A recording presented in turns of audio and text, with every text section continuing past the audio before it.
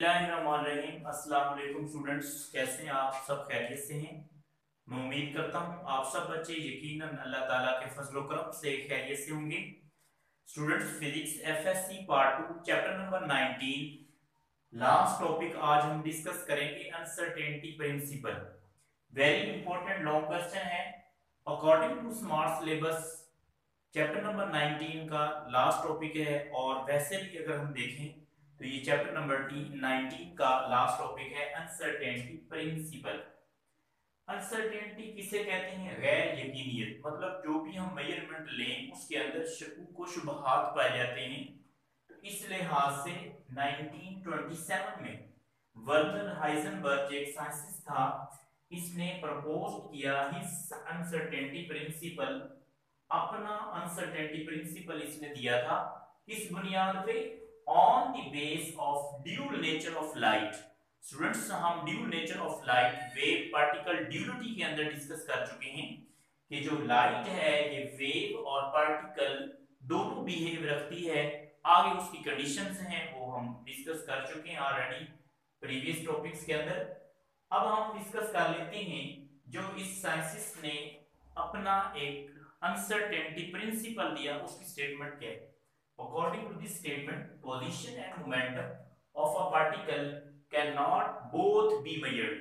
कि एक पार्टिकल की पोजीशन को और उसके मोमेंटम को हम सिमल्टेनियसली एक ही वक्त में मेजर नहीं कर सकते एक्यूरेटली, विद परफेक्ट एक्यूरेसी, मुकम्मल दुरुस्तगी के साथ।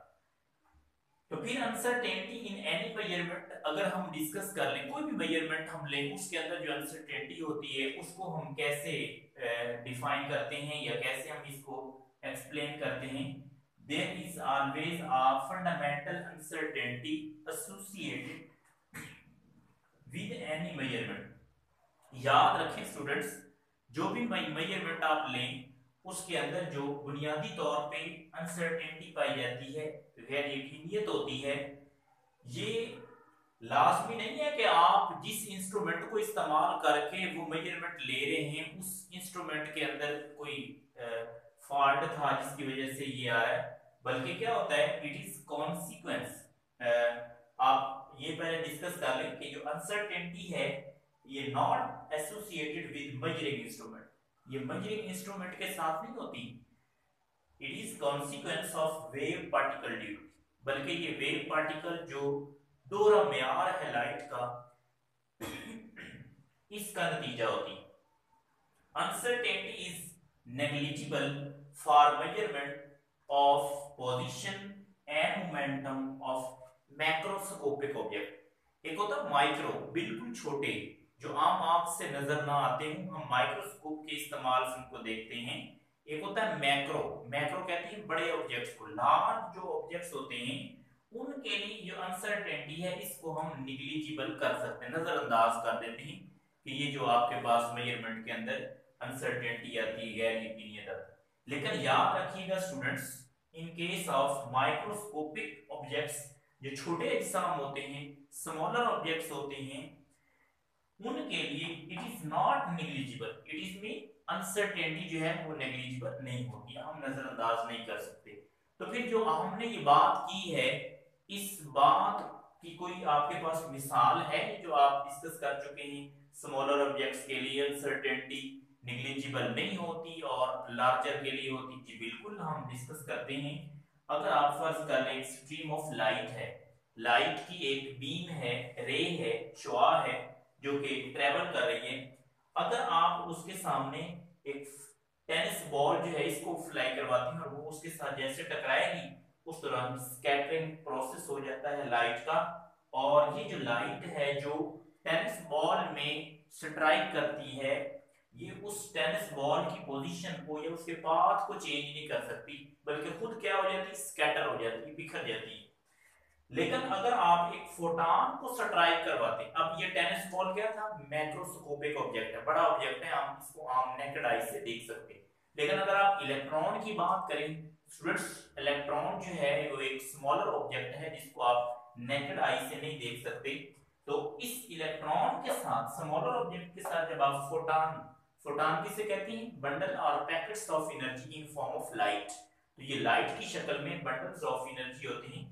ये लाइट फोटॉन की जब स्ट्राइक करेगी स्मॉलर ऑब्जेक्ट इलेक्ट्रॉन के ऊपर, इस दौरान it will change it's motion, ये उस इलेक्ट्रॉन की मोशन को चेंज कर, जब मोशन चेंज होगी इट्स मीन दैट के उसका जो पोजीशन है, पाथ है, वो चेंज हो जाता है।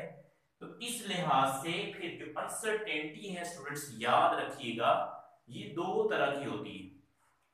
हम हेडिंग देंगे बाकायदा, अनसर्टेनिटी हैज टू फॉर्म्स, दो शक्लें हैं इस अनसर्टेनिटी की, एक पोजीशन मोमेंटम अनसर्टेनिटी और सेकंड नंबर पे है एनर्जी टाइम अनसर्टेनिटी। हम सबसे पहले फर्स्ट फॉर्म ऑफ अनसर्टेनिटी को डिस्कस करते हैं। पोजीशन मोमेंटम अनसर्टेनिटी ये क्या होता है? इट स्टेट्स दैट, इसमें ये बयान किया जाता है दैट इट इज इम्पॉसिबल, कि ये नामुमकिन है to measure the position and momentum of a particle of same instant with unlimited precision। जी बिल्कुल, हम ये तो इसकी स्टेटमेंट के अंदर भी डिस्कस कर चुके हैं कि अनसर्टेनिटी प्रिंसिपल में हम मोमेंटम और पोजीशन किसी एक पार्टिकल की, दोनों पोजीशन और मोमेंटम एक टाइम में मेजर नहीं कर सकते विद ग्रेटर प्रिसीजन। और अनसर्टेनिटी इन पोजीशन जो है इसको हम सबसे पहले डिस्कस करते हैं, फिर उसके बाद नेक्स्ट पोर्शन इसी फर्स्ट फॉर्म का अनसर्टेनिटी इन मोमेंटम उसको डिस्कस कर लेते हैं। तो अनसर्टेनिटी इन पोजीशन में कहते हैं कि when a photon strikes an electron, जब एक फोटॉन इलेक्ट्रॉन के साथ स्ट्राइक करता है, it will change position of electron, ये पोजीशन ऑफ इलेक्ट्रॉन को चेंज कर देता है with in its on wavelength, और इस दौरान ये उसकी जो वेवलेंथ है वो उस लिहाज से। Thus, the uncertainty in the position del x of an electron moving along x-axis, लिहाजा यहाँ पे जो पोजीशन है, पोजीशन के अंदर अनसर्टेनिटी आई है कि वो पोजीशन कितनी उसने चेंज की इलेक्ट्रॉन ने जब उसके साथ फोटॉन स्ट्राइक किया। हमें एग्जैक्ट वो कंफर्म पोजीशन जो है वो नहीं बता रहा होता, कुछ उसके अंदर अनसर्टेनिटी होती है जो आंसर आ रहा होता है। तो इसमें along x-axis will be order of wavelength of light be used, तो फिर हम इसको क्या लेते हैं, del x approximate equal to lambda, exact equal to lambda हम नहीं लिखेंगे क्योंकि अनसर्टेनिटी है। अगर अनसर्टेनिटी ना होती तो हम exact is equal to लिखते, ये approximate equal to lambda है। In order to reduce the uncertainty in position, अब स्टूडेंट सी जो डेल एक्स है चेंज इसमें अनसर्टेनिटी ऑफ पोजीशन पार्टिकल की, अगर आप इसको रिड्यूस करना चाहते हैं तो फिर हमें क्या करना पड़ेगा, आप डेल एक्स को रिड्यूस करना चाहते हैं तो आपको पहले ये रिलेशन देखना होगा, डेल एक्स और लैम्डा ये दोनों क्या हैं, डायरेक्टली प्रोपोर्शनल है।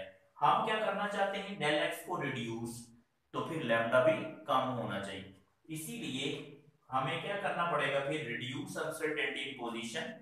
आपने एमसीक्यूज भी याद रखना है कि जब आप एक पार्टिकल की पोजीशन में अनसर्टेनिटी को रिड्यूस करना चाहते हैं तो we must use photon of shorter wavelength, हमें शॉर्टर वेवलेंथ वाला फोटॉन इस्तेमाल करना होगा।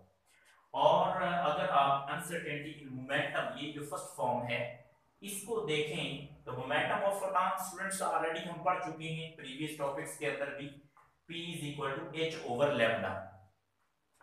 When photon strikes with electron, the maximum uncertainty in the measurement of electron will be equal to the momentum of photon. तो इसके अंदर जो maximum uncertainty आती है मेजरमेंट ऑफ इलेक्ट्रॉन के अंदर, ये इक्वल होगी फिर किसके, मोमेंटम ऑफ फोटॉन। क्या मतलब हुआ, इसका मतलब ये है कि डेल पी जो चेंज इन मोमेंटम कहलाता है, पी जो है वो मोमेंटम होता है, del p change in momentum of particle, ये भी approximate equal to h over lambda हो। एग्जैक्ट इक्वल टू क्यों ने हमने लिखा, क्योंकि यहाँ पे अनसर्टेनिटी है, गैर यकीनियत है, हम एग्जैक्ट एक्यूरेट इसको नहीं लिख सकते।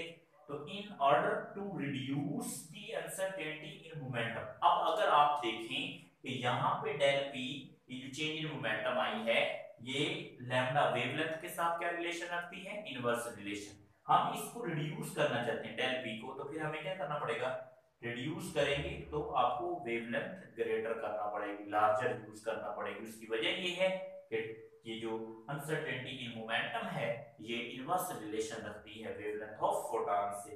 तो यही बात वो बताते हैं, we must use the light of longer wavelength. इसके बाद हम second form of uncertainty principle discuss करते हैं। जी स्टूडेंट्स, हम first form of uncertainty principle discuss कर चुके हैं। और कहते हैं जो आपने first form of uncertainty discuss की है उसमें दो चीजें थी, एक पोजीशन ऑफ पार्टिकल और एक मोमेंटम ऑफ पार्टिकल।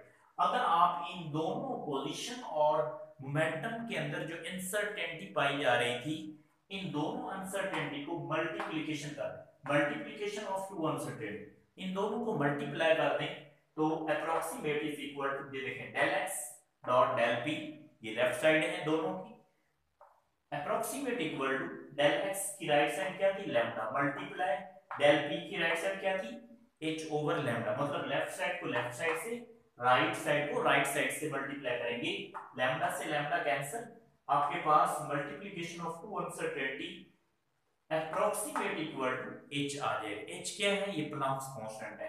तो फिर इसके नतीजे को हम क्या लिखते हैं, हम कहते हैं this is mathematical form of uncertainty principle according to which, ये अनसर्टेनिटी प्रिंसिपल है इसके मुताबिक प्रोडक्ट ऑफ अनसर्टेनिटीज, इन दो अनसर्टेनिटीज का जो प्रोडक्ट है in the precise measurement of position and momentum, ये प्रिसाइज मेजरमेंट पोजीशन और मोमेंटम की उस लिहाज से एट द सेम टाइम, एक ही टाइम, विल बी अप्रोक्सीमेट, ये इक्वल हो सकता है to the Planck's constant, Planck's constant के साथ।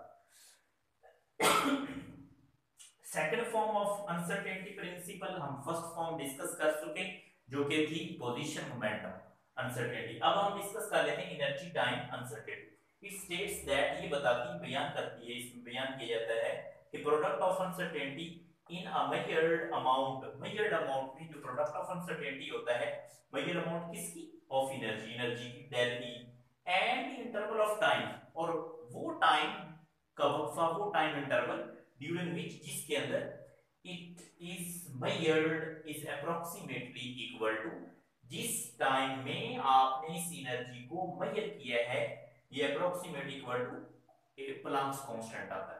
कैसे, del E dot del d approximate equal to h. तो ये इक्वेशन हमें बता रही है, shows that, ये बताती है, जाहिर करती है, exact energy of a particle cannot be measured, exact आप फाइंड नहीं कर सकते पार्टिकल की एनर्जी को in exactly given time, exactly given time के अंदर। अगर आप और ज्यादा अच्छी कैलकुलेशन लेना चाहते हैं, इसमें तो अनसर्टेनिटी हम कहते हैं और ज्यादा, फॉर मोर केयरफुल कैलकुलेशन के लिए हमें क्या करना पड़ेगा, हाइजेनबर्ग मेड केयरफुल कैलकुलेशंस, इसने और मजीद अच्छी एहतियातन इसने जो कैलकुलेशन की अच्छा रिजल्ट लेने के लिए, एंड फाउंड दैट, और इसने देखा it is better to write, कि इस तरह से लिखना ज्यादा अच्छा होगा और हमें ज्यादा अच्छा रिजल्ट जो है वो मिल सकता है। किस लिहाज से, कि अगर आप फर्स्ट अनसर्टेनिटी जो है del x dot del p approximate, ये ग्रेटर देन का साइन है, is equal to greater than h cut, greater than h cut के, और जो सेकंड अनसर्टेनिटी है डेल ई डॉट डेल टी, ये भी ग्रेटर देन और इक्वल टू एच कट है।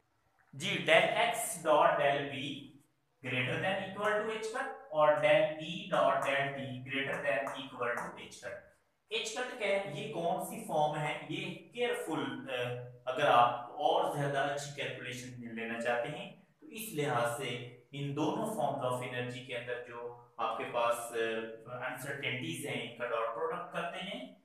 एच कट क्या है, एच कट इक्वल है स्टूडेंट्स, याद रखना है, एच ओवर 2 पाई, मतलब Planck's constant over 2 pi. Planck's constant की वैल्यू हम पुट करेंगे 6.63 multiply 10⁻34 joule second over 2 into pi, pi की वैल्यू 3.14 कांस्टेंट होती है। ये हम जब इसको सॉल्व करेंगे तो ये एच कट की वैल्यू आती है, जो कि वेरी इंपॉर्टेंट एमसीक्यू है स्टूडेंट्स, आप अच्छे तरीके से याद रखें। Werner Karl Heisenberg receive Nobel prize, इसने नोबेल प्राइज जो है वो हासिल किया था, वसूल किया था, कब, फिजिक्स में 1932 के अंदर, 1932 में, स्टूडेंट्स याद रखना है। और ये इसको क्यों मिला था Nobel prize, for the development of quantum mechanics. Quantum mechanics के अंदर इसने ये काम किया।